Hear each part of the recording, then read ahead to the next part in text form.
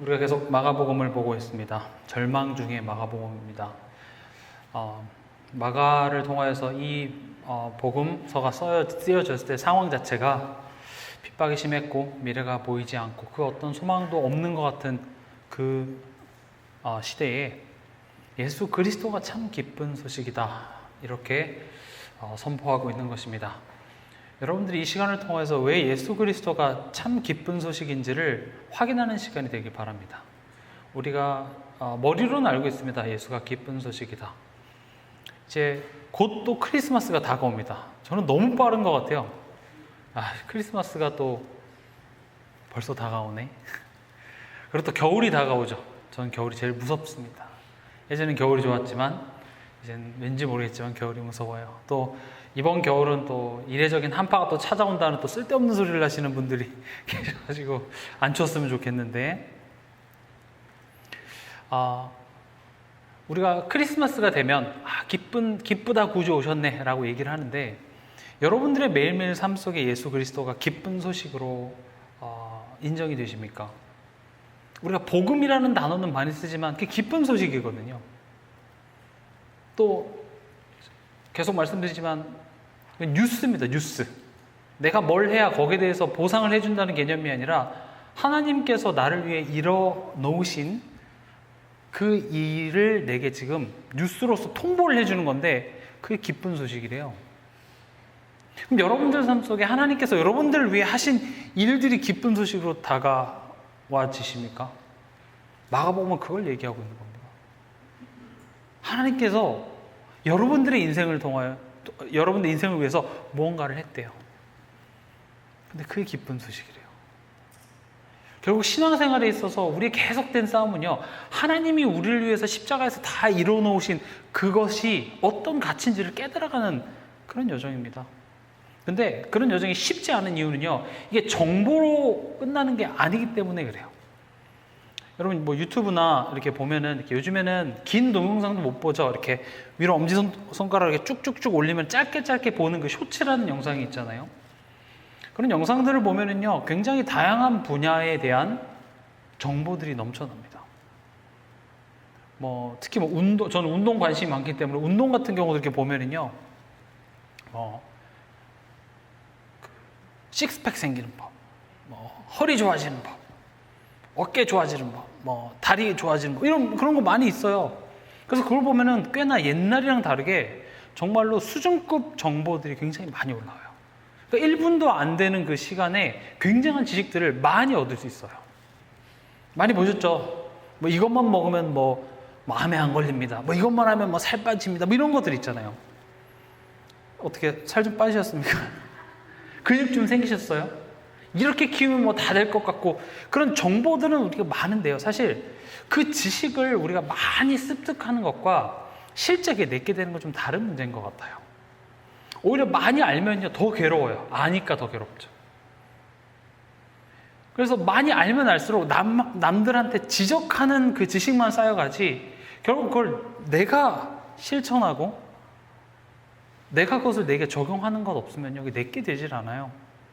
성경에서도 하나님이 광야라는 그런 시간들을 허락하신 이유는요, 그냥 우리는 하나님의 자녀다, 우리는 하나님 택한 백성이다, 그냥 이게 관념적으로만 끝나니까 힘들면 하나님의 자녀라면서 택한 하나님의 백성이라고 말은 하지만 행동은 어떤 모습이 보여져요?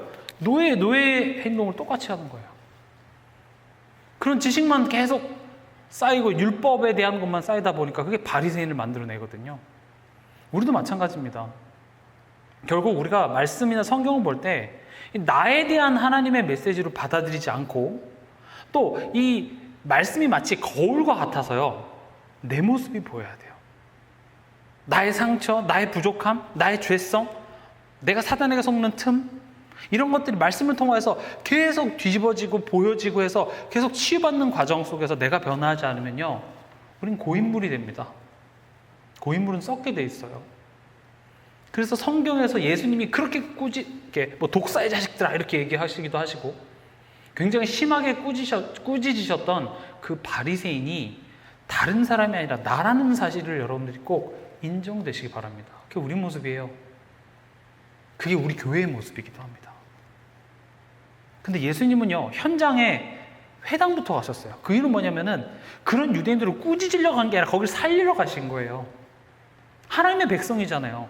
내가 택한 그 유대인들이 모여서 지금 모세오경 성경을 가지고 메시아를 기다리면서 율법 지키고 있어요. 그래서 예수님이 회당부터 가신 거예요. 내가 그리스도야. 성경에서 말한 내가 그리스도라. 지금 이 말씀이 여러분들에게 들려지지 않으면 오히려 예수님을 핍박했던 바리새인의 모습이 내가 될 수도 있어요. 그래서 저도 사역자지만 누굴 가르친다는 심정이 아니라 이 말씀을 보면서 하나님 지금 내게 무슨 말씀을 하시기 원하지? 저 또한도 특히 사역자일수록 더 위험할 수 있습니다. 가르치고 항상 옳은 말만 하다 보니까 내가 옳은 줄 알아요. 아니에요. 우리 모두 다 말씀 앞에서 복음 앞에서 항상 우리는 갱신되어져야 되고 변화되어지고, 그래서 예수님 오시는 그날까지 우리는 날마다 죽어요. 날마다 새로워지는 내 안에서 재창조 역사들이 계속 일어나요. 그래서 제가 목사라는 타이틀을 갖고 있지만 저는 결코 여러분들보다 훌륭하지 않습니다. 오히려 저는 그렇게 생각해요. 제가 여러분들보다 못해서요. 그래서 하나님이 너 다른 거 하지 말고 이것만 해 하고 묶어놓으신 것 같아요. 여러분들은 돈도 벌고 자녀도 키우고 여러 가지 하시면서도 말씀 운동하고 할 만한 실력이 돼서 그렇지, 저는 어떻게 보면 그거 하면 저는 도망갈 것 같아서 하나님 묶어놓으신 것 같아요. 제가 지금 무슨 말씀을 드리고자 하냐면, 우리가 지금 이게 마가복음 성경을 보는 게 성경 공부하자는 내용이 아니에요. 물론 공부도 해야 되지만 이 말씀을 통하여서 지금 내 모습이 자꾸 보여져야 돼요. 그러니까 아파요. 나의 딱딱했던 그런 굳은 살들이 벗겨지는 시간이니까 아파야 돼요. 넘어졌던 것을 다시 일어나야 되는 것은 어렵습니다. 멈춰있던 것을 다시 움직이게 만드는 데서 힘이 많이 들어요. 그러나 하나님께서 우리 지금 변화시키게 돼요. 그 변화를 이끄시는 대상이 하나님이세요. 저는 그래서 이 지식이 여러분들의 머리, 관념적인 것으로 끝나는 것이 아니라 삶의 가치 있게 돌아가기를 원해요. 근데 여러분들이 지식을 많이 들었기 때문에 지식은 많지만 현실과의 괴리가 있잖아요. 그래서 현실에서부터 지금 역으로 이렇게 추적해서 들어가는 거예요. 그래서 메시지를 들으시면서 나를 향한 하나님의 메시지구나, 그렇게 깨달아지는 은혜가 있길 바랍니다. 우리가 지난 시간에 예수님이 찾아가신 현장이라는 말씀의 제목을 갖고 말씀을 나눴습니다. 예수님이 찾아가신 현장들이 어떻던가요? 그 모습이 행복하고 잘 살던가요? 아니죠. 사단에게 장악되고 유린당한, 그래서 고통 중에 있는 현장이었습니다.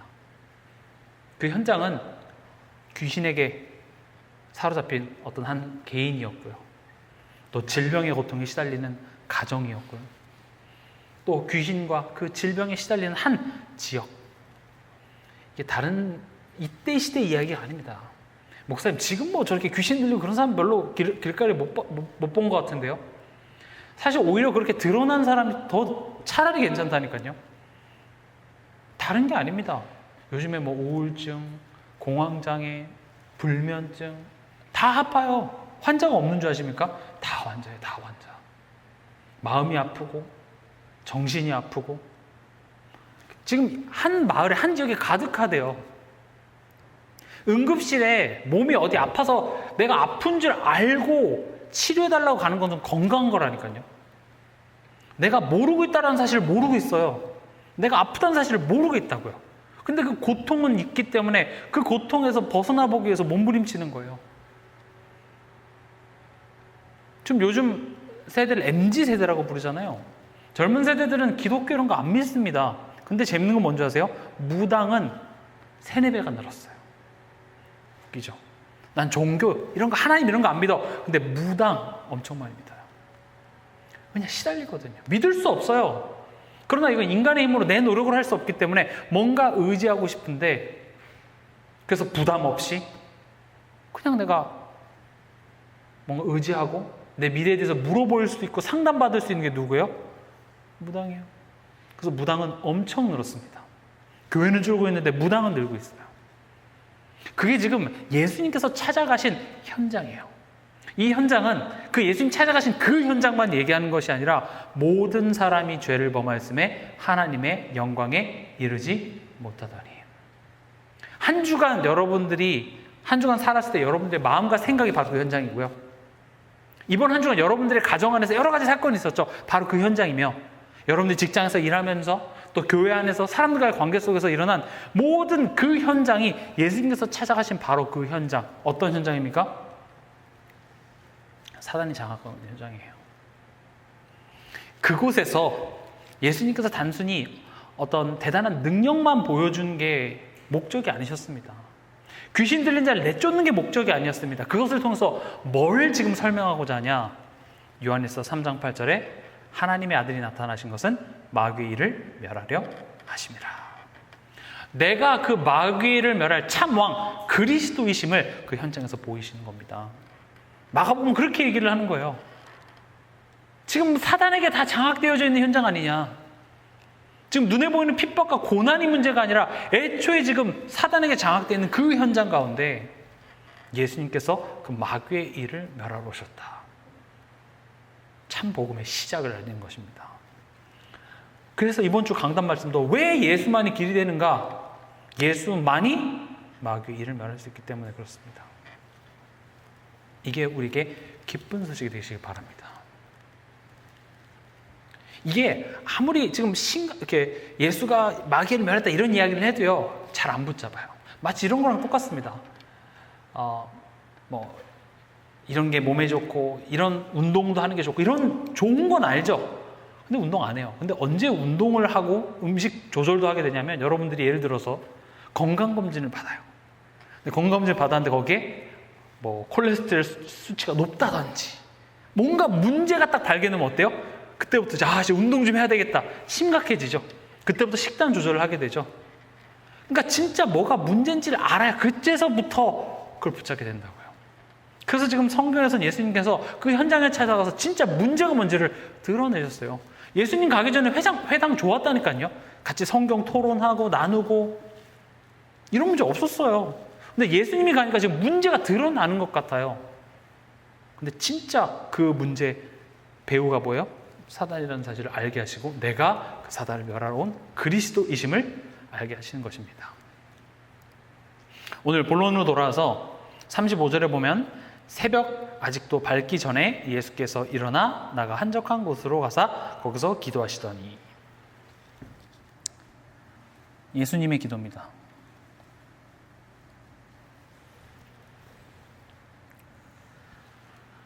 지금 예수님이 새벽 아직도 밝기 전에 이렇게 되어 있습니다.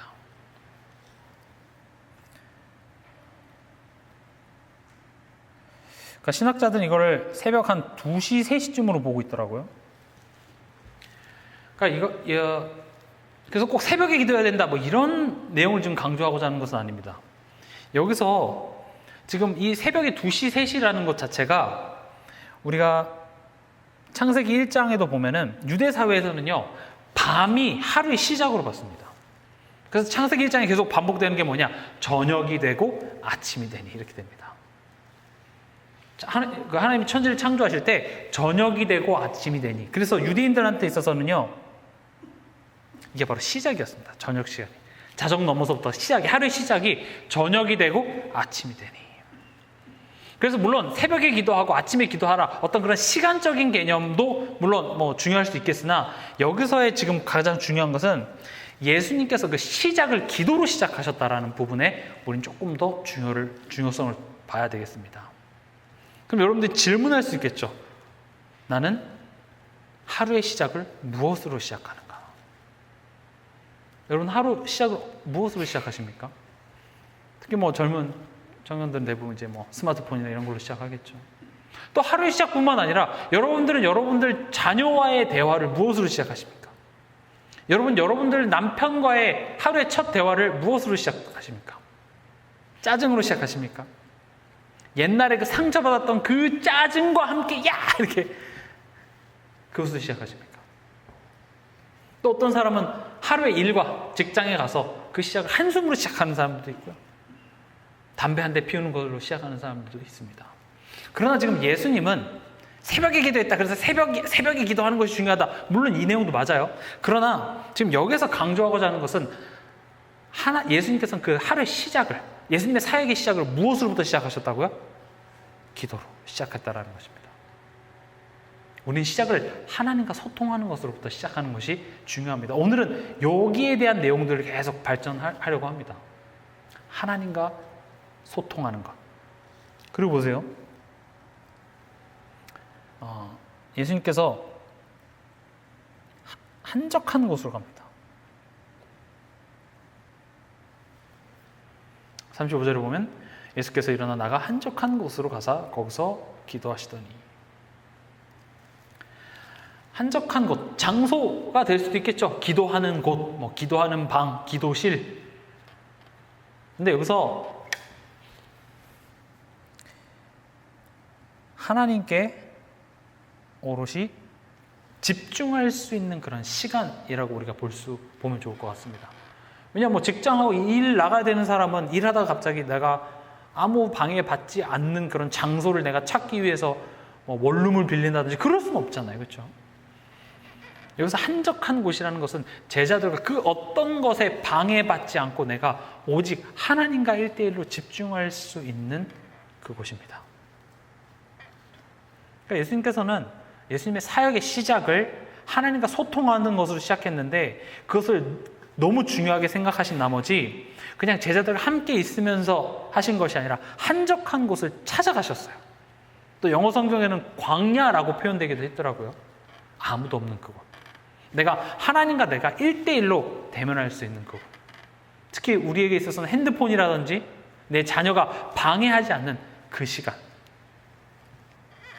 여러분들이 하루 살면서 최소 10분에서 20분 정도 내가 조용히 아무런 방해 없이 생각할 여유, 그런 시간이 없다? 이거는요, 바쁜 문제가 아니라 우선순위와 규모의 문제입니다, 사실은. 하루에 내가 10분을 가만히 이렇게 생각할 수 있는 시간이 없다? 사실 거기서부터 저는 문제가 이미 시작된다고 생각합니다. 충분히 그런 시간을 우리 낼 수 있어요. 그러나 우리가 그런 시간도 없다면요, 24시간을 내내 염려와 세상과 사단이 주는 그 소리로 가득하다라는 사실을 여러분 기억하세요.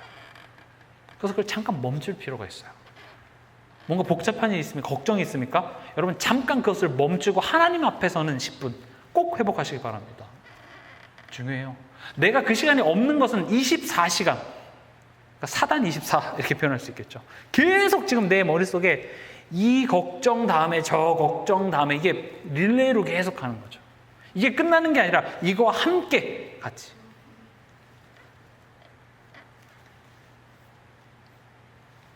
그래서 예수님은 한적한 곳으로 가셨어요. 한번 여러분 돌아보시기 바랍니다. 나는 하루의 시작을 무엇으로 시작하는가? 내가 일을 시작하고 내 자녀와 대화를 시작하고 나는 무엇으로 시작하지? 근데 대부분 그냥 시작해요. 근데 예수님은 기도로 시작하셨대요. 왜 이걸 굳이 마가가 보여줬을까요?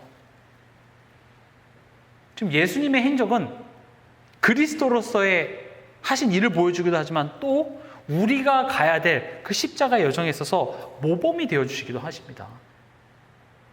그럼 우리 또한도 지금 이렇게 이 길을 걸어가야 돼요. 그럼 나는 하루의 시작을 무엇으로 시작하는지 한번 점검해 보십시오. 또 내가 하루 살면서 내가 하나님께 집중하는 그런 시간이 있는지 점검해 보시기 바랍니다. 거기서 기도하셨습니다.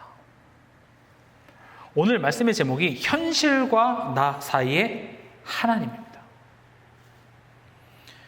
그래서 오늘 기도를 몇 가지로 한번 설명해 보려고 하는데, 기도의 첫 번째 뭐라고 저는 표현하고 싶냐면 현실과 나 사이에 하나님을 가지고 오는 것. 표현이 좀 그렇습니다. 하나님을 가지고 온다. 근데 좀 여러분들이 이렇게 쉽게 이해하기 쉬우시라고 제가 그냥 이렇게 표현해 봤어요. 현실과 나 사이에 하나님을 가지고 오는 것. 사실 틀린 표현이긴 해요. 왜냐? 하나님은 모든 것을 통치하시고 계시고 하나님 없는 곳이 없으신데, 지금 우리가 생각할 때 지금 현실만 있고 그 현실을 바라보는 나만 있거든요, 대부분. 그래서 그 생각 속에 하나님을 가져온다, 이렇게 표현하고자 제가 이렇게 써봤습니다. 지금 현실과 나 사이에 하나님을 가져오는 것. 왜냐? 사실은 요렇게 현실과 나 사이에 하나님 없게 만드는 게 바로 사단입니다. 사단의 일은요, 죄를 짓게 합니다. 제가 지난 시간에도 말씀드렸죠. 사단이 하는 일을 분명히 아셔야 돼요. 사단은 죄를 짓게 합니다. 사단 여러분들을 병 걸리게 하지 않습니다. 사단은 여러분들을 기분 나쁘게 하지 않습니다. 사단은 여러분들을 어디 다치게 하지 않습니다. 사단은 여러분들을 죄를 짓게 합니다. 죄를 짓게 하기 위해서 여러분들에게 병을 가져다 주기도 하고요. 또 반대로 죄를 짓게 하기 위해서 여러분들이 경제적으로 잘 되게 할 수도 있어요. 그러나 사단이 하는 일은 죄를 짓게 한다는 것입니다. 분명히 아셔야 돼요. 사단은 죄를 짓게 합니다. 죄가 뭐라고요? 죄는요, 하나님 없는 상태를 만드는 겁니다. 내 마음과 생각에. 사단은 죄를 짓게 합니다. 하나님 없는 상태를 만듭니다. 지금 이 시간 내 마음 속에, 내 생각 속에 하나님 없는 상태를 만드는 게 사단입니다. 어떻게 하나님 없는 상태를 만드냐? 방법은 현실을 강조합니다. 불신자한테는 그럴 필요 없어요. 어차피 사단에게 소속되어 있기 때문에. 특히 신자한테는 이렇게 합니다. 신자한테 찾아와서 하나님 무능력하잖아, 하나님 믿지 마, 이렇게 얘기하면 우린 오히려 그것 때문에 맞아, 하나님 능력 있으시지, 이렇게 되니까 사단 그렇게 얘기 안 해요. 하와한테 했던 것처럼 딱 그 현실만 보이게 만들어요. 그래서 현실, 지금 보세요. 이게 현실이고 하나님 계시고 내가 이렇게 있잖아요. 그러면 사단이 하는 것은 이걸 가리고 이 현실을 이렇게 크게 만들어요. 하나님이 뒤에 있고, 그래서 내가 이렇게 바라보는 거죠. 현실만 보여. 그러니까 지금 이 장면은 틀린 이야기가 없다니까요. 현실을 얘기하는데 틀린 게 뭐가 있죠? 없어요. 사단은 현실을 얘기해줘요. 이 말은 비현실적으로 살라는 말이 아닙니다. 지금 현실을 무시하라는 말이 아니라 이 현실과 나 사이에 하나님은 없어요. 적어도 하나님 뭐죠? 하나님 왜 이런 상황이 있죠? 하면서 하나님이 이 현실과 나 사이에 개입되어져 있는 게 아니라 그냥 저 현실과 나만 있는 거예요. 그러니까 오늘 본문에도 보면은 예수님이 35절에 기도하러 지금 한적한 곳으로 찾아가셨는데 36절에 보세요. 시몬과 및 그와 함께 있는 자들이 예수의 뒤를 따라가 만나서 이르되 모든 사람이 주를 찾나이다. 지금 예수님은요, 조용히 하나님과 깊게 대화하는 그 시간 속으로 지금 가시려고 가는데 굳이 거기를 찾아가서 뭐라고 얘기합니까? 모든 사람이 주를 찾습니다. 무슨 말 하는 거예요? 예수님, 난리가 났어요, 지금. 예수님이 지금, 병 고치고 귀신 쫓아내고 이렇게 하니까 사람들이 지금 예수님 보겠다고 지금 예수님 찾고 있어요. 지금 예수님 이럴 때가 아닙니다. 제자들 흥분했어요, 지금. 내가 따라간 그 예수님이 대박인 거야. 그렇잖아요. 내가 제자인데, 예수님의 제자인데, 우리 스승이 이렇게 인기가 많아지고, 그럼 좋죠. 들뜬 거예요. 지금 여기 기분 나쁜 장면이 있습니까? 예수님 입장에서 기분 나쁘세요? 아니, 사람들이 나를 찾고 나를 환호한다는데 기분이 나빠요? 안 나빠요. 그러니까 우린 이런 장면에 속을 수 있다니까요. 차라리 문제를 가져두면, 이거 뭔가 사단이 있나, 내가 뭐 속았나, 이렇게 되는데, 지금 이 장면은요, 예수님을 환호하는 장면이에요. 그러니까 지금 사실 이 제자들을 통해서 지금 사단이 공격하는 거 이런 식으로. 지금 하나님이 예수님을 이 땅에 보내신 뜻과 이유가 있는데 만약에 지금 현실과 나만 있잖아요. 그럼 여기 들뜨게 돼요.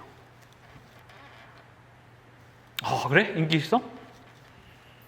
그럼 이제 두 가지 반응이 나타난다. 사람들을 의식하게 되죠.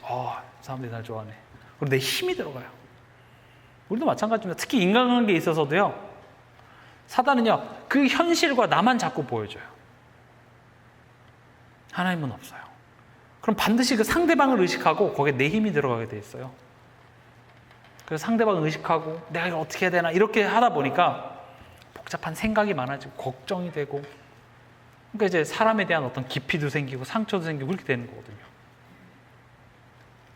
특히 뭐 사역자들 중에서 이런 시험에 빠지는 경우가 많아요. 잘 못해서 그런 게 아니라 잘해서요. 사람들이 내 메시지를 좋아하고 내가 잘하는 그런 상황 앞에서 많은 목회자들이 무너지는 건 저도 참 많이 봅니다. 진짜 하나님께서 예수님을 이 땅에 보내신 그 뜻, 그거 놓쳐버리고요. 나를 환호하고 나를 인정해주는 그 현실과 메시지 잘하고 잘한 나만 있는 거예요. 기도는요, 그런 현실과 나 사이에 하나님을 가져오는 거예요. 오히려 문제 있을 때보다 이렇게 잘 될 때 우리는 더 속기 쉬워요. 왜냐? 죄는 하나님 없는 상태를 만든 거라니까요. 내가 병에 걸렸을 때 하나님을 찾을 확률이 높겠습니까? 내가 건강하고 아무 문제 없을 때 하나님을 찾을 확률이 높겠습니까? 당연히 우리는 전자예요. 힘들 때 하나님을 찾을 확률이 높아요. 그래서 사실 가만히 보면 우리 삶 속에 좋은 거 가져다 주는 게 사단인 경우가 더 많다니까요. 돌로 떡 만들어 먹어, 이런 이야기 우리를 위해 주는 이야기잖아요. 그래서 여러분들이 속지 마셔야 돼요. 그래서 제가 자꾸 사단의 일인 죄를 짓게 하는 겁니다라고 얘기하는 게, 우린 자꾸 힘들거나 어려우면 다 모든 게 사단이 했다고 얘기를 해요. 그리고 다 사단은 잘못이야. 아니에요. 하나님은 설사 사단이 했다 할지라도 나를 향한 하나님의 뜻은 나를 바꾸길 원하는데 나는 안 바뀔 거예요. 저 사람이 사단에 씌인 거예요. 저 사람이 지금 귀신에 씌여가지고 날 고통받게 하는 거예요. 맞는 말일 수 있다니까요. 근데 그 현실과, 나를 힘들게 하는 현실과 나만 있으면요, 하나님은 없고, 그럼 여기 이제 문제가 생기는 거예요. 그럼 제가 지금 이런 말을 했을 때 여러분들이 한번 떠올려 보세요. 나는 어떤가? 나는 어떻지? 이번 한 주간 나는 어땠지? 여러분들 누군가를 원망했습니까? 불평했습니까? 굉장히 누구 때문에 마음이 막 불편한 순간도 있었습니까? 그럼 나도 혹시 지금 이 현실과 나만 있지 않나? 그 상황에 나는 하나님의 뜻, 하나님이 지금 내 삶을 간섭하고 통치하고 계신다는 그 사실을 생각할 수조차 없었던 내 모습을 한번 떠올려 보시라는 거죠. 그래서 말씀을 드렸을 때 여러분들 마음이 찔려서 회개가 일어나야 돼요. 회개는 뭐예요? 그래, 다시 하나님께 돌아가자. 그랬구나, 내가 다시 하나님 앞에 섭니다. 이번 한 주간에 있었던 그 문제가 다시 재해석이 되는 거예요. 기도란 그런 겁니다. 현실과 나 사이 하나님 가져오세요. 좀 쉽게 제가 그냥 표현한 거예요. 현실과 나 사이 하나님 가져오세요. 저는 문제가 생겼을 때 염려 하나도 안 하고, 걱정 하나도 안 하고, 하나도 안 힘들어하고, 저는 물론 그럼 좋겠지만 그럴 수 있는 사람 많지 않다고 생각합니다. 오히려 그 힘듦이 하나님을 찾는 걸 만들어낸다면 저는 그건 의미 있다고 봐요. 그게 건강한 거라고 저는 생각해요. 힘들어서 하나님 찾으세요. 그렇게라도 하나님 찾는 게 훨씬 건강합니다. 그리고요, 기도는요, 하나님과 뜻을 맞추는 시간입니다. 지금 제자들이 와서 예수님한테, 예수님 장난 아닙니다. 사람들이 지금 예수님 찾고 있어요. 예수님 지금 대박이에요. 빨리 가시죠. 예수님 지금 여기서 기도하실 때가 아니에요. 한 사람이라도 지금 다시 그 현장으로 돌아가서 거기서 사람들 좀 모으죠. 그때 예수님이 대답이 38절에 이르시되 우리가 다른 가까운 마을로 가자. 거기서도 전도하리니 내가 이를 위하여 왔노라 하시고. 무슨 말입니까? 딴 데 가자는 거예요. 나를 환호하고 반기는 사람한테 가자. 지금 제자들은 예수님 어제 거기 가야죠. 장난 아닙니다 지금. 딴 데 가자. 지금 예수님이 기도를 통하여서 하나님이 예수님 이 땅에 보내신 그 뜻과 맞아진 거예요. 우리가 이게 없었으면 우리는 여기에 그 제자들의 말에 혹해서 그 현실 속에서 그래 가자. 반응 좋네. 이렇게 될 수 있어요. 이건 지금 예수님의 사역만 가지고 얘기하는 게 아니라 우리의 현실, 나에게 적용해보자고요. 나에게.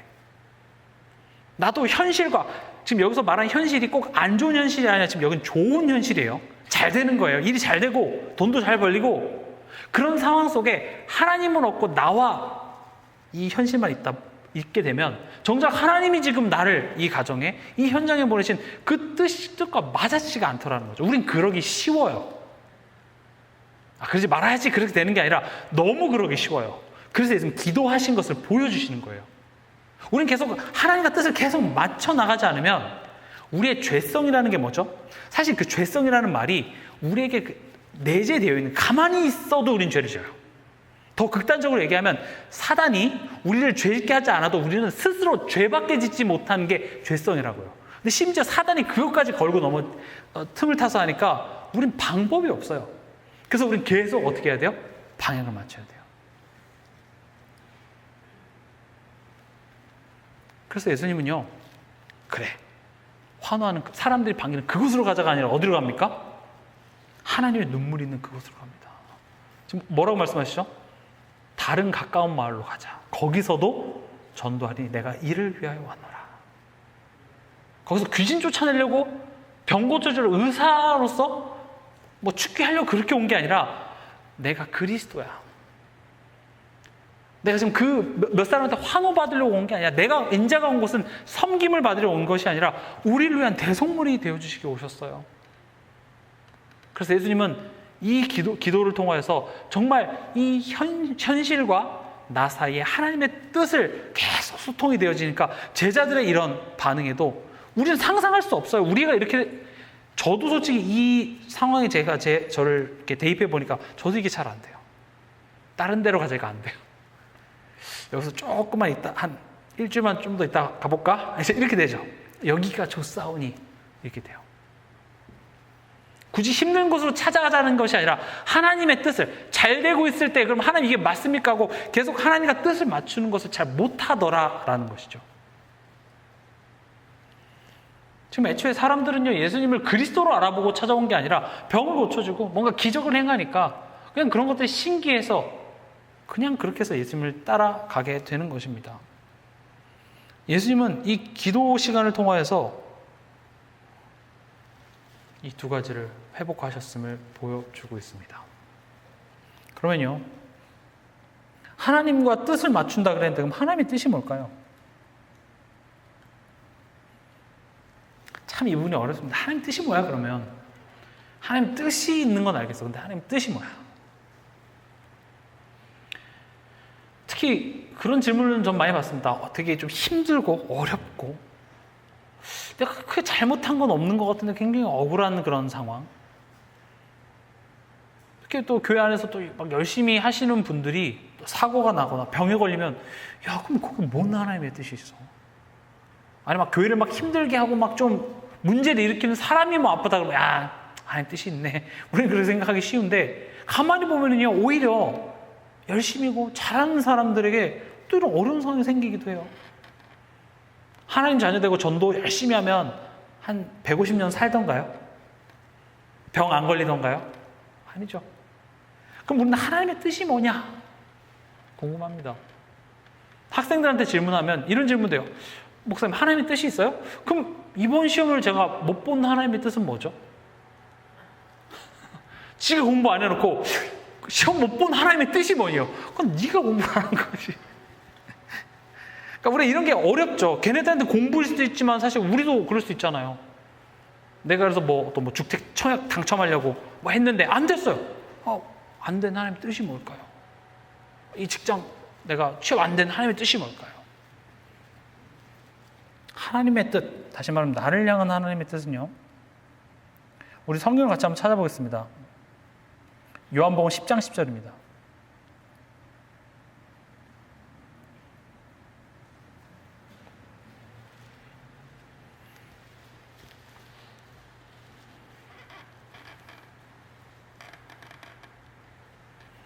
요한복음 10장 10절 같이 읽겠습니다.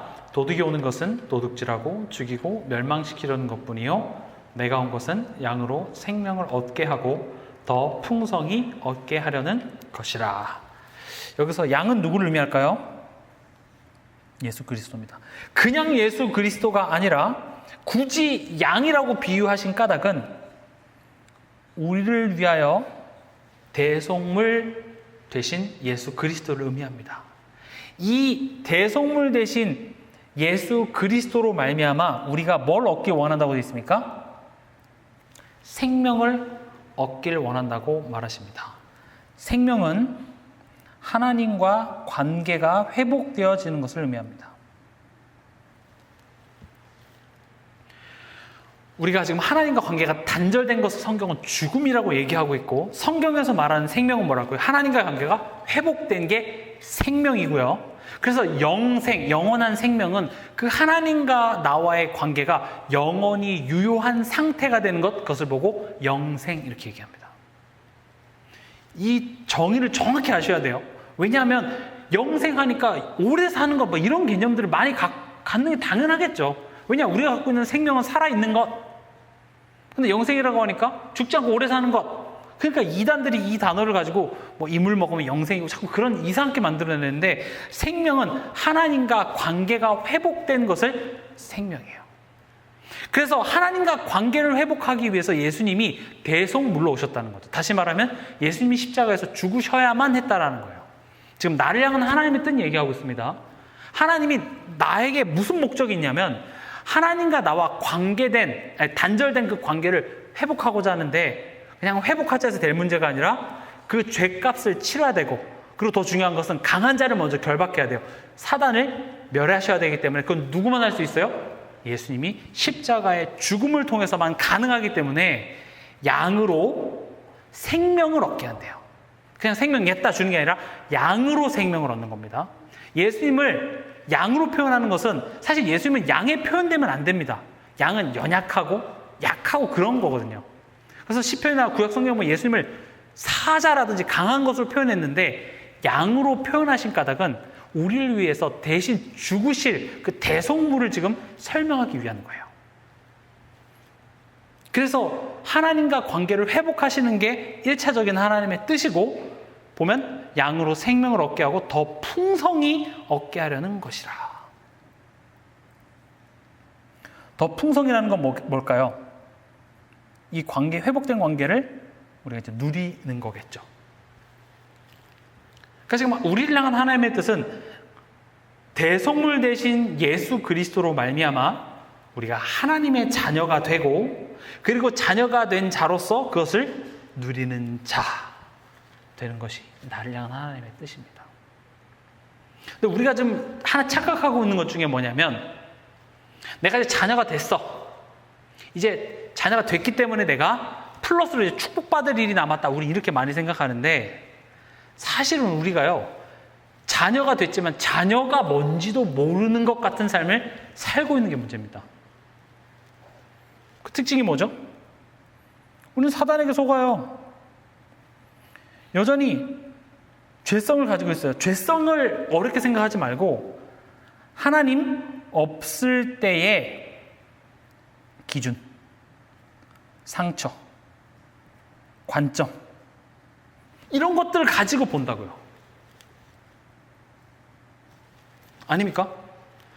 나는 하나님의 자녀입니다 라는 말은 난 더 이상 사단의 말에 속을 필요 없습니다를 의미하는 것이고, 나는 하나님의 자녀입니다 라고 했을 때 나는 더 이상 하나님 없을 때의 그런 기준과 관점과 상처가 없습니다, 그걸로 볼 필요가 없습니다가 나는 하나님의 자녀예요. 거지였다가 내가 왕자가 됐습니다라는 것은 나는 다시 거지였을 때의 생각으로 세상을 바라볼 필요가 없습니다가 포함되는데, 우리가 착각하는 것은 나 이제 하나님 자녀 됐으니까 이제 내가 뭔가 더 훌륭하게 갈 줄 아는데, 우리는 하나님의 자녀 됐다라는 사실조차도 못 누리고 있는 게 우리의 현실이라고요. 그런데 우리가 못 누렸다고 해서 하나님이 나의 신분을 취소하는 것이 아니라 그건 유효해. 내가 목적하는 것은 겨우 하나님 자녀 돼서 죽어서 천국 가는 정도가 아니라 이 땅에서 하나님 자녀로서 그 생명을 더욱더 풍성히 누리게 하는 것에 하나님 목적이 있는 거예요. 그걸 항상 기뻐하라, 쉬지 말고 기도하라, 범사에 감사하라, 이런 내용들이 하나님과의 관계가 회복됐을 때 우리 삶 속에 자연적으로 맺혀질 열매들이에요. 나는 그 열매를 맺고 싶어. 그래서 관계는 회복됐지만 실제적으로 이 부분들이 제일 잘 안 되고 있기 때문에 하나님께서는 광야라는 시간들을 허락하세요. 근데 이거 머리라도 안 됩니다. 내가 사단에 속는다, 속지 말아야지. 안 돼요. 그래서 뭐냐?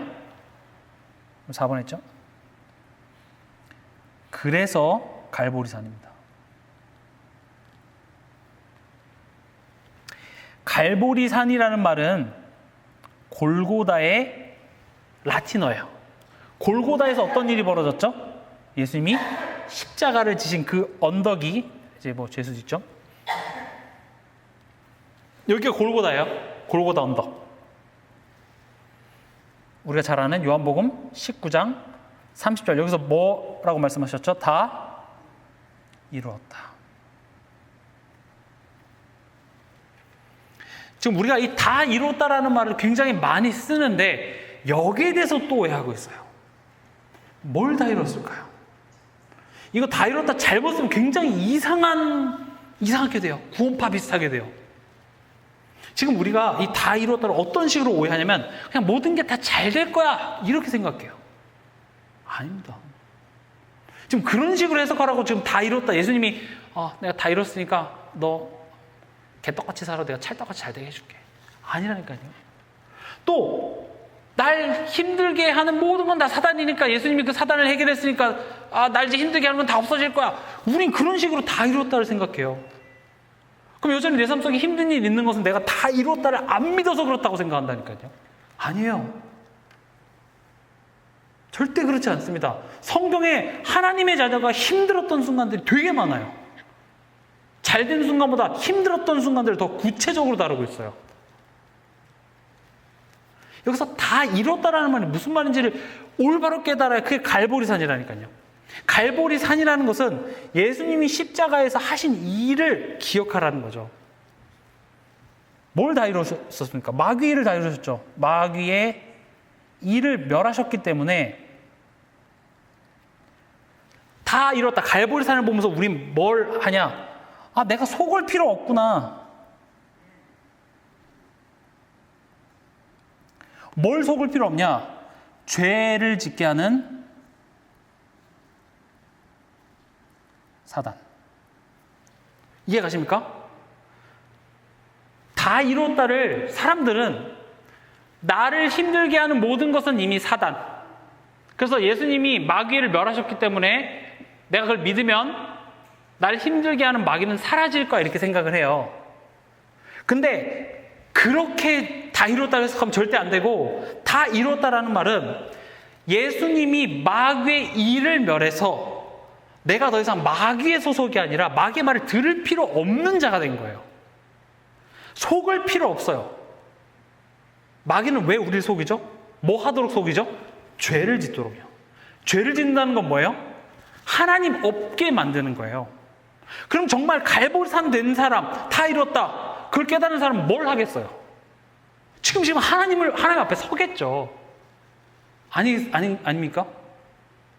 예수님 사단이 끝났어요. 끝냈어. 이게 아니라 끝내셨기 때문에 나는 속을 필요가 없고 진리의 말씀 앞에 서겠죠. 아니에요? 근데 제가 여러분들은 안 그런지 몰라도 제가 이렇게 사역하면서 느꼈을 때 다 이뤘다라는 그 말의 뉘앙스 안에 뭘 집어넣냐? 다 잘 될 거야 이렇게 돼요. 잘 되겠죠. 근데 하나님이 여러분들에게 주시고자 하는 그 잘됨과 내가 원하는 잘됨이 굉장히 틀리다는 사실을 꼭 아셔야 돼요. 하나님이 여러분들 고생시키고 싶으신 것이 아니라 하나님의 뜻이 생명을 얻게 하고 다시 말해 하나님과의 관계를 회복하고 그것을 누리게 하는 것에 하나님의 관심이 있어요. 거기서 도움이 된다면 여러분들이 원하는 것을 빼앗아 가시기도 하는 게 하나님이세요. 그게 회복된다면 하나님이 여러분들을 통하여서 그 열매를 세상이 보게 봐야 되기 때문에 그걸 또 세상적인 축복을 주시기도 하세요. 근데 우린 그런 것은 필요 없고 모든 게 다 잘 될 거야.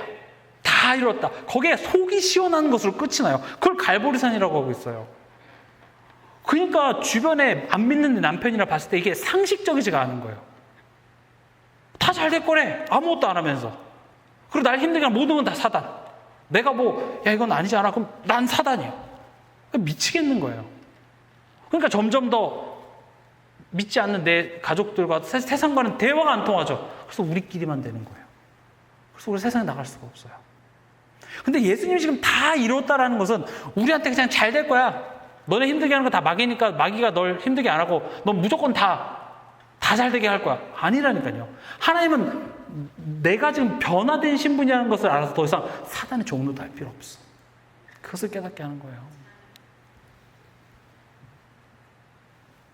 다 이뤘다는 건 뭡니까? 내가 더 이상 이 죄성을 가지고 죄성의 종로를 할 필요 없구나. 다시 말하면 하나님 없는 자 같이 상황을 바라볼 필요 없어요. 예전에는 내가 뭔가 재수가 없었나? 내가 전생에 뭐 잘못했나? 내가 연초에 뭐 이렇게 운세 보니까 나빠서 안 됐다던데 액땜한 건가? 그게 하나님 없었을 때, 아빠 없었을 때 바라보던 관점이라고요. 뭔가 불안하죠? 그게 아니라 갈보리산 다 이뤘다라는 것은 내 삶을 지금 이제 예전에 마귀의 운명 사주팔자에 묶여 살았던 난데 이제 난 뭐예요? 하나님의 통치 속에 살아가고 있어요. 하나님이 여러분들 인생을 붙잡고 하나님이 여러분들을 이끌어가고 있다라는 사실을 십자가에서 다 이루었다라는 그 예수의 보혈을 보면서 그걸 붙잡는 거예요. 이해되십니까? 되시길 바랍니다. 다 이뤘다라는 굉장한 말입니다. 그냥 모든 게 다 잘 될 거라는 긍정적인 말이 아닙니다. 그럼 이걸 제대로 다 이뤘다를 이해한 사람은요, 하나님 앞에 서게 되어 있습니다. 그리고 동시에 뭐가 되냐? 나의 갱신이 변하죠. 이게 같이 가게 되어 있습니다. 뭐냐? 지금 하나님이 내 삶 속에 어떤 변화를 만들고 싶죠?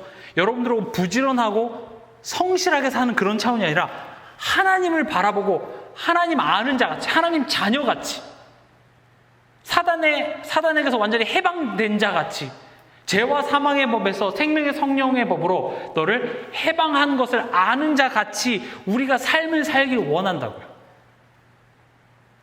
그 말은 하루 종일 교회만 있어라, 하루 종일 성경만 읽어라가 아니라 어떤 문제와 사건과 상황 앞에서도 다른 관점으로 봐지는 것이죠.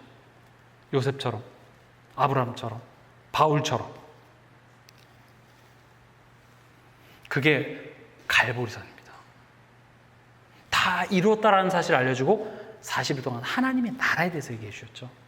하나님의 나라는 뭡니까? 하나님이 이제 너희 우리의 삶을 통치하시고 이끌어 가실 거래요. 근데 그걸 아직이라고 얘기하신 것이 성령이 임하셔서 성령께서 그것을 이끌어 가시겠다고 얘기하시는 것이죠. 그래서 결국 어떤 갱신이 사실은 두 가지로 이루어져야 되냐?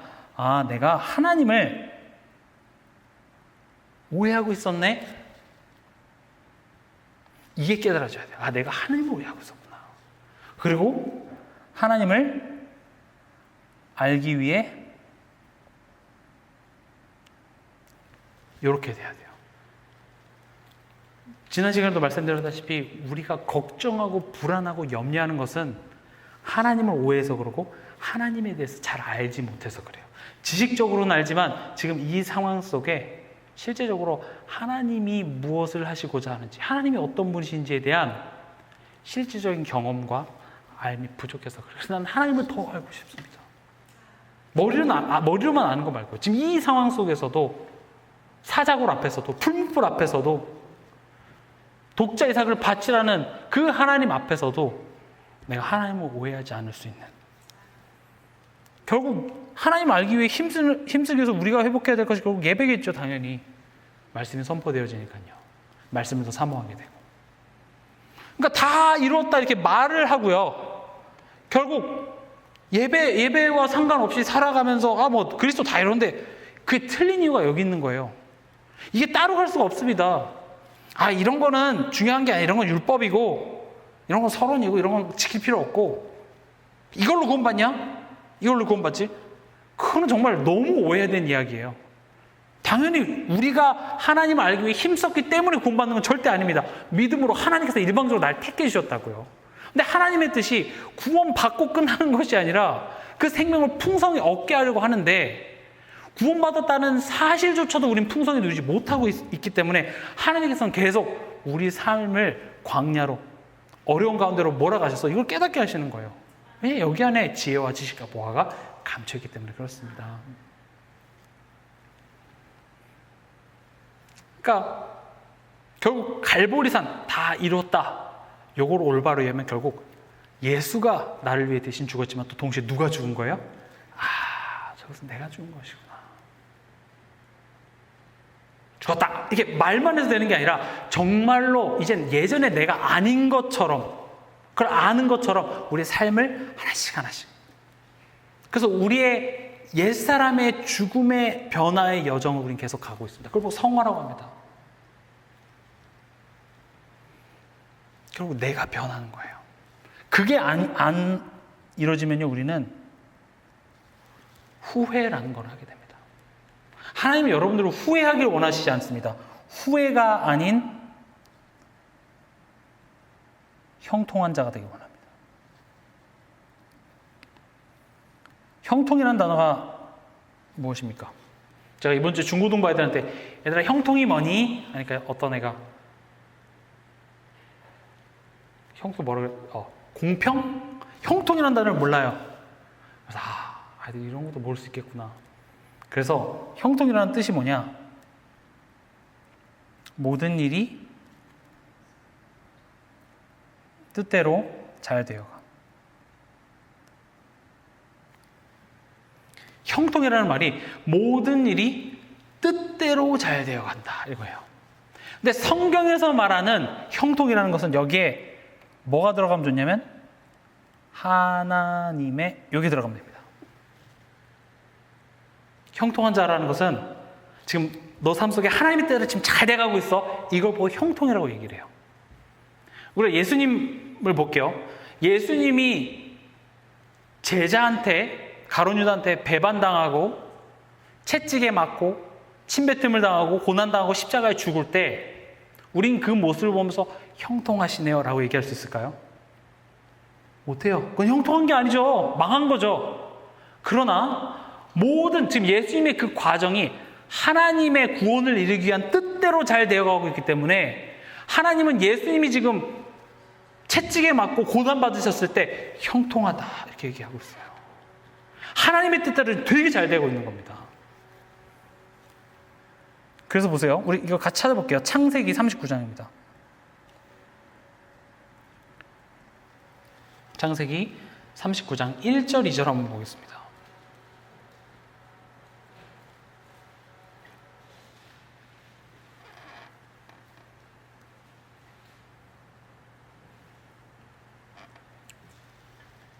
창세기 39장 1절 2절 같이 읽겠습니다. 요셉이 이끌려 애굽에 내려가매 바로의 신하 친위대장 애굽 사람 보디발이 그를 그리로 데려간 이스마엘 사람의 손에서 요셉을 산이라. 여호와께서 요셉과 함께 하심으로 그가 형통한 자가 되어 그의 주인 애굽 사람의 집에 있으니. 그냥 넘어가지 마시고 1절 2절은 굉장히 반대되는 이야기예요.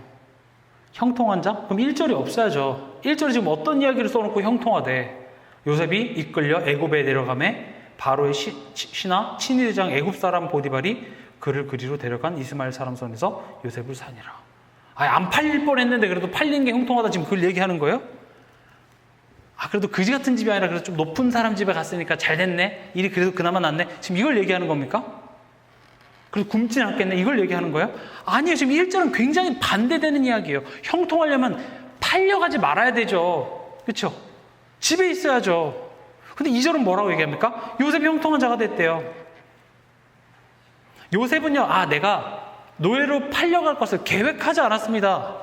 그래서 요셉은요, 지금 모든 일이 내 뜻대로 잘 되어가고 있다고 생각하지 못해요. 요셉은 그 순간순간은 나는 형통하지 못하다고 생각할 수 있어요. 그러나 하나님이 보시긴 뭐예요? 내 뜻대로 잘 돼가고 있네. 요셉은 형통한 자입니다.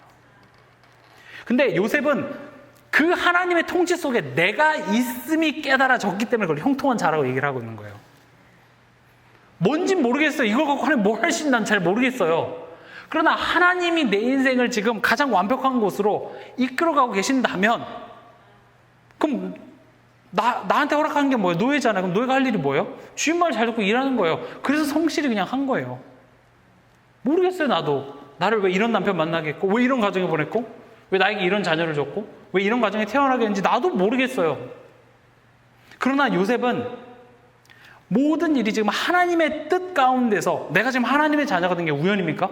내가 믿었습니까? 아니죠. 하나님이 창세전부터 나를 향한 뜻을 가지고 그 뜻의 성취로 지금까지 내가 온 거예요. 그리고 그 뜻은 여기서 끝이 나는 것이 아니라 영원히 지금 나를 이끌어가고 있다라는 그 사실이 믿어졌을 때 성경은 요셉을 뭐라고 표현하고 있습니까? 요셉이 형통한 자가 돼요. 그래서 2절에 조건이 붙잖아요. 여호와께서 요셉과 함께 하심으로 해요. 함께라는 말은요, 통치. 통치라는 말도 애들 잘 모르더라고요. 참치인가? 뭐 이렇게 생각하는데 정말 여러분 놀라실 거예요. 요즘 애들이 단어를 몰라요. 그래서 여러분들 자녀 혼낼 때 쉬운 말로 하세요. 왜냐? 뭔 말인지 못 알아듣고 있어요. 뭔 말인지 모르겠어. 엄마가 뭔가 화가 나타나는 건 알겠는데 뭘 얘기하는지 몰라요. 그래서 너 내 말 알아들었니? 그래서 쉽게 표현을 해주세요. 그리고 어린 아이들은 꼭 단어 공부 꼭 시키세요. 아무튼 우리를 인도하시고 우리를 관리하시겠다는 말입니다. 어른들 중에서도 느낌으로는 알지만 그걸 설명하지 못하면 모르는 거예요. 하나님이 나와 함께 하신다는 걸 우리는 어떻게 생각하냐면 내가 이를 갑니다. 하나님 나 함께 있죠? 잘 이뤄줄 거죠? 왜 이거 해결 안 해줘요? 하나님 나 함께 안 하신다. 우리 이렇게 생각한다고요. 하나님이 함께 한다는 건 하나님이 목적을 가지고 내가 양이에요. 그리고 하나님 목자라고요. 그래서 양이 지금 가고 있지만 목자가 나와 함께 한다는 것은 양이 목자를 끌고 가는 게 아니라 목자가 지금 가는 대로 내가 지금 함께 가는 거예요. 하나님이 나를 통치하심으로 요셉이 형통한 자가 됐다는 거예요. 그리고 요셉은 그 사실을 알았다고 우리는 왜 말할 수 있냐? 요셉이 일을 곧잘 했어요. 성실하게 했으니까. 그렇죠? 했으니까 그거 맡겼겠죠. 난 이 시간 기도해야 돼요. 난 여기 있을 사람이 아니에요. 이랬으면 안 맡겼겠죠. 그러니까 요셉은 나름 그 상황에서 소망도 없고 희망도 없었으나 어쨌든 하나님이 내 인생을 통치한다라는 그 사실을 하나님이 믿게 하는 그 은혜가 임했던 사람이에요. 지금 이게 되게 중요해요. 내가 지금 형통한 자가 되지 않으면 우리는 뭐가 되냐? 후회하는 자가 돼요. 후회한다는 게 뭐죠? 이거예요. 뭐뭐 할 걸. 오늘 말씀 좀 길지만 여러분들 이걸 좀 깊게 한번 생각해 보셨으면 좋겠습니다. 우리가 여러분 지금 한 고등학교 시절로 돌아간다면 여러분 어떻게 하실 것 같아요? 황장로님 한 50년 전으로 돌아가시면 어떻게 하실 것 같아요? 굉장히 다른 선택들을 하겠죠. 근데 왜 우리가 다른 선택을 하냐면 내가 겪어봤기 때문에 그래요. 근데요, 또 어떤 집사님 그런 얘기 하신 적이 있더라고요. 제가 다시 처녀 시절로 돌아가면요 절대 이 남편이랑 결혼 안 해요. 근데 제가 속으로 똑같은 사람 또 만나실 거예요. 그래서 왠 줄 아세요? 내가 변하지 않고 그대로 돌아가면 난 똑같이 그 선택을 하게 돼 있다니까요. 우리가 후회하는 것, 그러니까 다시 돌아가는데 조건이 뭐냐? 내가 지금 이것을 경험한 이 배운 것을 가지고 변화된 내가 돌아갔을 때는 다른 선택을 해요. 무슨 말이냐면 지금 오늘이라는 상황 속에 하나님이 지금 나를 향한 하나님의 뜻을 깨닫고 내가 갱신하지 않으면 우린 계속 후회만 해요. 이해되십니까? 오늘 하나님이 나를 통치하신 것은 내가 개떡같이 해도 다 잘되게 해준다라는 막연한 긍정적인 생각이 아니라 하나님의 뜻은 나를 뜯어고치는 거예요. 지금 사단의 종노릇했고 죄의 종노릇했던 그런 관점으로 보면 계속 우리 삶 속에 후회할 일들이 남아요. 하나님은 그걸 후회할 일을 없애주는 차원이 아니라 다시는 그런 선택하지 않은 한 사람으로 만드는 게 하나님의 목적이기 때문에 물론 하나님이 막아주는 게 더 많습니다. 하나님 지켜주는 게 더 많아요. 그러나 무조건적으로 다 지켜주는 게 아니라 다음번에는 너가 죄인의 선택을 하지 마. 다음번에는 지금 아브라함도 아내 속였을 때 하나님이 지켜줬죠. 아브라함 편 들어줬죠. 그건 잘해서가 아니라 계속 그렇게 하라는 게 아니라 다음번엔 그렇게 하지 마. 실제로는 하나님 우리를 더 많이 도와주고 계십니다. 은혜 아니면 우리는 살아갈 수 없어요. 그러나 거기 안에서 가난 아기처럼 살아가는 게 아니라 다시 말하면 후회하는 자가 되는 게 아니라 하나님의 통치 속에 있음을 알고 오늘 내게 주어진 현실이 막연하게 힘든 현실, 막연하게 어렵기만 한 현실이 아니라 이 상황 속에서 지금 하나님이 나를 만들어가고 계시는구나. 만들어간다는 건 다른 것이 아닙니다. 하나님과 나와의 관계가 회복되어지는 거예요. 어떻게 회복되어질 수 있죠? 예수 그리스도를 통해서요. 왜냐? 우리와 하나님과의 관계를 자꾸 방해하는 놈이 사단이고 또 우리 속에 죄성이 가만히 있어도 하나님으로부터 멀어지는 선택밖에 하지 못하기 때문에 하나님께서는 그것을 회복시키는 방법이 우리로 하는 것을 대면하게 해서 문제가 있다. 문제를 드러내시고 그 문제 가운데 예수께서 찾아가십니다. 우리에게 있어서는 갈보리산 십자가 다 이루었구나. 내가 더 이상 사단에 속을 필요 없는 나구나. 옛날의 관점으로 볼 필요 없구나. 왜냐? 예수님께서 십자가에서 죄와 사망의 모습을 해방하셨기 때문에. 죽음을 통하여 죽음의 권세 잡은 자 마귀를 멸하셨기 때문에. 그래서 그리스도로 말미암아 내가 하나님의 자녀고 그래서 이제 오늘이 어떻게 보이지냐면요. 이 오늘을 바라보는 새로운 해석이 나옵니다. 이 오늘이라는 것은 나 자신도 되고요. 내 가정도 됩니다. 또 내 업이 되기도 하고 현장이죠. 내 자녀를 바라보면서 새로운 관점으로 바라봐줘요. 내 자신을 바라보면서 새롭게 봐진다고요. 왜 내 자녀를 맨날 저럴까가 아니라 새로운 관점으로 봐줘요. 죄인의 관점으로 봐지는 게 아니라 사단이 하는 일이 뭐라고요? 이 현실과 나만 있게 만들어서 하나님 없게 만드는 게 아니라 지금 내 자녀와 내 사이에 하나님이 개입, 하나님이 일하시고 계심. 이렇게 새로운 관점으로 봐지게 되더라는 것이죠. 이 부분에 있어서도 우리 힘으로 할 수 없기 때문에 이 힘이 누구한테 옵니까? 오직 성령이 너희에게 임하시면 너희가 권능을 받고 옵니다. 성령의 힘이에요. 그래서 성령께서 우리 안에 계셔서 우리를 가르치고 생각나게 한대요. 너네가 로또 사도 다 당첨되게 해줄게, 다 잘되게 해줄게가 아니라 가르쳐서 생각나게 해요. 그래서 성령의 인도는 여러분을 생각하게 할 겁니다. 그냥 이거다 답으라고 하게 하는 게 아니라 여러분들로 하면 잠깐만 기다려 멈춰봐. 생각하게 하는 게 성령의 인도예요. 그래서 성경에 술 취하지 마라, 방탕하지 마라 그런 것들이 단순히 그 행위를 하지 말라는 게 아니라 그런 세상의 것들을 우리로 하여금 생각하지 못하게 만들어요. 그런 것들 우리의 생각을 그냥 잊게 만들잖아요. 그냥 술 취해서 자고 일어나면 끝날 것 같은데 현실로 돌아오죠. 여행 가지 말라는 말이 아니라 여행이 좋은 이유가 뭐예요? 현실에서 벗어나서 그래요. 그 순간만큼은 복잡한 거 생각하지 않아도 돼서 즐거워서 그래요. 문제는 뭐냐? 돌아오면 다시 똑같은 현실이라니까요. 그래서 성경은 그런 행위를 하지 말라는 그런 차원이 아니라 성령이 하신 일 우리를 자꾸 가르치고 생각나게 해서 우리랑 자꾸 갱신하게 하시는 게 성령의 역사인데 그 성령의 역사에 성령을 소멸하지 말며 그 다음에 술 취하지 말라 이렇게 나오거든요. 그 말은 성령을 소멸하는 것 자체가 우리로 하여금 생각하지 못하게 만들어요. 그냥 넘어가요. 잊어. 먹고 죽어. 이렇게 되게 만드는 거죠. 그래서 계속 성령께서 말씀을 가지고 여러분들의 사단의 틈이 되는 걸 계속 치실 거예요. 여러분들의 현장 속에서 계속 무슨 문제가 사건을 통해서 계속 드러나게 하실 거예요. 그때 생각하시기 바랍니다. 하나님 내 마음을 지켜주시옵소서. 이번 주 강단 말씀 떠올리시면서 말씀 보면서 계속 하나님께 질문하세요. 힘주세요. 그리고 확신하세요. 나는 하나님의 통치 속에 있구나. 오늘 말씀의 제목 현실과 나 사이의 하나님입니다. 오늘 밤 여러분들이 기도하시면서 여러분들이 한 주간 동안 마주하고 있는 그 현실 나만 있는 것이 아니라 하나님이 계셨군요. 그 고백하는 시간 되기 바랍니다.